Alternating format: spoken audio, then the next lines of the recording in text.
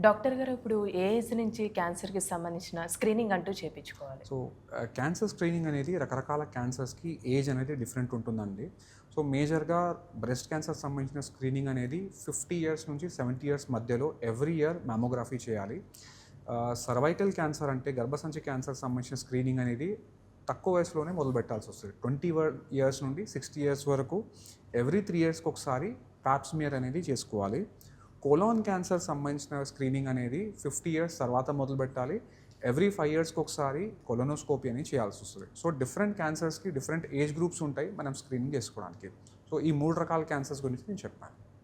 Doctor గారు ఇప్పుడు క్యాన్సర్‌కి సంబంధించి ఒకవేళ ఉన్న వాళ్ళకి లైఫ్ స్టైల్ అంటూ ఏ విధంగా ఉండాలసలు?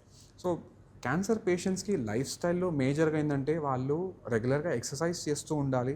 ఎందుకంటే ఎక్సర్సైజ్ చేసినప్పుడు వాళ్ళ ఇమ్యూనిటీ మంచిగా కావచ్చు అండ్ వెయిట్ అనేది రెగ్యులర్‌గా కరెక్ట్‌గా మెయింటైన్ అవుతది. Second thing high protein diet తీసుకోవాలి. ఎక్కువ spicy food, junk food and fast foods avoid చేయాలి. పొల్యూషన్ అవాయిడ్ చేయాలి. అండ్ ఇంట్లో ఎవరికైనా కాఫ్, కోల్డ్ లేదంటే ఏమైనా వైరల్ ఇన్ఫెక్షన్ ఉంటే క్యాన్సర్ పేషెంట్స్ వాళ్ళతో దూరంగా ఉండాలి. ఎందుకంటే వీళ్ళ ఇమ్యూనిటీ తక్కువ ఉంటది. ఆ ఇన్ఫెక్షన్ వీళ్ళకు అంటే ఛాన్సెస్ ఎక్కువ ఉంటాయి. డాక్టర్ గారు ఇప్పుడు సర్వైకల్ క్యాన్సర్‌కి సంబంధించి హెచ్‌పివి అంటే వ్యాక్సిన్ వ్యాక్సిన్. ఎంత ప్రాముఖ్యత అంటారు?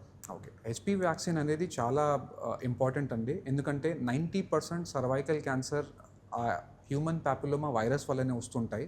సో, ఆ వ్యాక్సిన్ తీసుకోవడం వల్ల ఆ ఇన్ఫెక్షన్ రిస్క్ తగ్గిపోతది.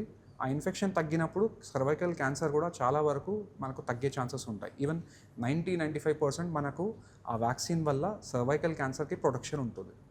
డాక్టర్ గారు ఇప్పుడు యంగ్ ఏజ్ వాళ్ళకి కూడా క్యాన్సర్ అనేది ఈ మధ్య కాలంలో ఎక్కువగా వస్తుంది కాబట్టి యెస్. అసలు ఎక్కడ డిఫెక్ట్ అయితుందంటారు?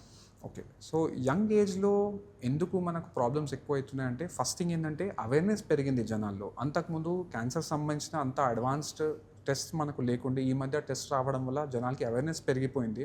సెకండ్ థింగ్ మన జనరేషన్ వాళ్ళు స్పెషల్లీ ఐటీ, సాఫ్ట్‌వేర్ ఆర్ వేరే దగ్గర డిపార్ట్మెంట్స్‌లో పనిచేసిన వాళ్ళు ఫాస్ట్ ఫుడ్ మీద, జంక్ ఫుడ్ మీద చాలా డిపెండెంట్ అయి ఉన్నారు. ఫిజికల్ యాక్టివిటీ చేయట్లేదు. వాళ్ళ బరువు వాళ్ళ రేంజ్ కంటే చాలా పెరిగిపోతుంది. ఇవన్నీ ప్రాబ్లమ్స్ వల్ల ఫ్యూచర్‌లో వాళ్ళకు క్యాన్సర్ రిస్క్ వచ్చే ఛాన్సెస్ ఉంటాయి. అలానే ఆల్కహాల్ అండ్ సిగరెట్ కన్సంప్షన్ చాలా ఎక్కువ ఉంటుంది. వీటి వల్ల కూడా 70-80% lung cancer and liver cancer alcohol and cigarette వల్లనే రావచ్చు. సో, అందుకే యంగ్‌స్టర్స్‌లో మేము ఇలాంటి రైస్ ఫ్యాక్టర్స్ వల్ల క్యాన్సర్ ప్రివలెన్స్ చాలా పెరిగిపోతుంది. అంటే ఇప్పుడు ఫ్యామిలీ జీన్స్ పరంగా కూడా క్యాన్సర్ వచ్చే అవకాశం ఉందంటారండి? Yes. Around 20% of cancer specially breast cancers genetic పరంగా లేదంటే ఫ్యామిలీ హిస్టరీలో ఉన్న వాళ్ళకు వచ్చే ఛాన్సెస్ ఎక్కువ ఉంటాయి. దీనికి ఒక సిండ్రోమ్ ఉంటుంది. BRCA 1 and 2 syndrome. స్పెషల్లీ ఏందంటే ఇందులో జెనెటిక్ అబ్నార్మాలిటీస్ వల్ల ఆ పేషెంట్స్‌కి ఎటువంటివి రిస్క్ ఫ్యాక్టర్స్ లేనప్పుడు కూడా క్యాన్సర్ వచ్చే chances double or more than 5 times ఉండొచ్చు వేరే పేషెంట్స్‌తో కంపేర్ చేస్తే. సో, జెనెటిక్ ఫ్యాక్టర్స్ చాలా ముఖ్యంగా ఉంటాయి. స్పెషల్లీ బ్రెస్ట్ క్యాన్సర్‌లో, ఓవేరియన్ క్యాన్సర్‌లో, ప్యాంక్రియాటిక్ అండ్ ప్రాస్టేట్ క్యాన్సర్స్‌లో జెనెటిక్ మ్యూటేషన్స్ వల్ల ఈ క్యాన్సర్‌కి వచ్చే రిస్క్ చాలా ఎక్కువ ఉంటుంది. డాక్టర్ గారు ఇప్పుడు ఫుడ్ విషయానికొస్తే కొంతమంది కబాబ్స్ లాంటి అంటే నిప్పుల మీద కాల్చినవి డైరెక్ట్‌గా తింటూ యెస్. ఉంటారు కాబట్టి యెస్. దానివల్ల కూడా క్యాన్సర్ వచ్చే ఛాన్స్ ఉందంటారా?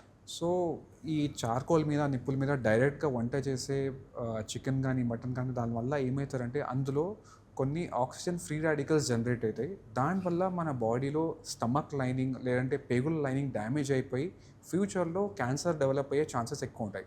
అంటే ఎప్పుడైనా ఒకసారి తినేటప్పుడు ప్రాబ్లమ్ కాదు గానీ, ఇట్లాంటి ఫుడ్స్ మీరు రెగ్యులర్‌గా తింటుంటే అప్పుడు మీకు స్టమక్ క్యాన్సర్ లేదా పెద్ద పేగు క్యాన్సర్ వచ్చే ఛాన్సెస్ ఎక్కువ ఉంటాయి.